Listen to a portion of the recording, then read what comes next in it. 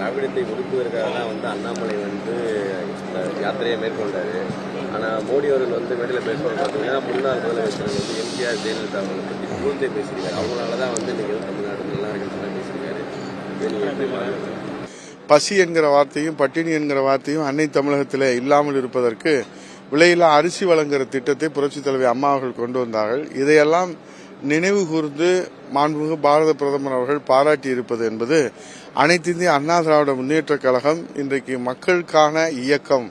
அனைத்து இந்திய அண்ணா திராவிட முன்னேற்றக் கழகத்துடைய ஆட்சி மக்களுக்கான ஆட்சி, அதிலே எள்முனையளவும் குறை காண முடியாத ஆட்சி என்பதை பாரத பிரதமர் அவர்கள் சான்றளித்திருக்கின்றார்கள்.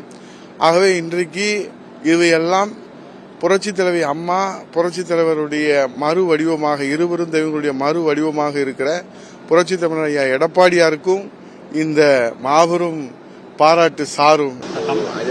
இன்னும் இந்த கூட்டணி பேச்சுவார்த்தை முடியாத நிலையில பிரதமர் மோடி அவர்கள் அதிமுக விமர்சனம் செய்யாம அதிமுக பாராட்டிருக்காரு. இன்னும் அவங்க உங்களை அழைக்கிறாங்க ஏத்துக்கலாமா, இல்ல இந்த கூட்டணி நிலைப்பாடு இப்ப என்னவா இருக்கு? இல்ல, எங்கள் பொதுச் செயலாளர் புரட்சித் தலைவர் ஐயா எடப்பாடி அவர்கள் அண்ணா திராவிட முன்னேற்ற கழகத்துடைய நிலைப்பாடை மன உறுதியோடு தெளிவாக பல முறை எடுத்து சொல்லியிருக்கின்றார்கள். மதுரையிலே நடைபெற்ற எஸ்டிபிஐ மாநாட்டிலே கூட அறிஞர் மாணிக்கண்ணன் அவருடைய இடத்திலே தான் அது நடைபெற்றது. மிக தெளிவாக அவர் அறிவித்ததிலே மன உறுதியோடு இருக்கின்றார்கள்.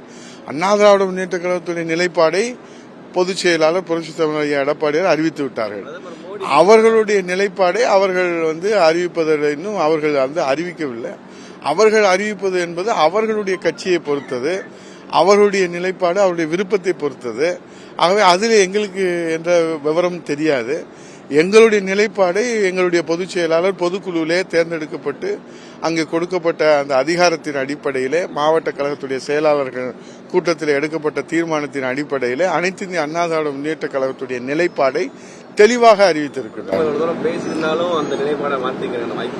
மத்தியிலே ஆளுகிற கட்சி, மாநிலத்தில் ஆளுகிற கட்சி இரண்டையுமே இன்றைக்கு எதிர்த்து அண்ணா திராவிட முன்னேற்ற கழகத்தை களத்தில் நிறுத்தி இருப்பதே நமக்கு 100% வெற்றி தான். இதுவே மக்களிடத்தில் மிகப்பெரிய வரவேற்பை பெற்றிருக்கிறது.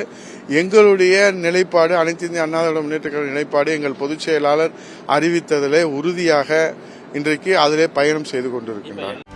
செய்திகளை உடனுக்குடனும் துல்லியமாகவும் தெரிந்து கொள்ள சப்ஸ்கிரைப் பண்ணுங்க.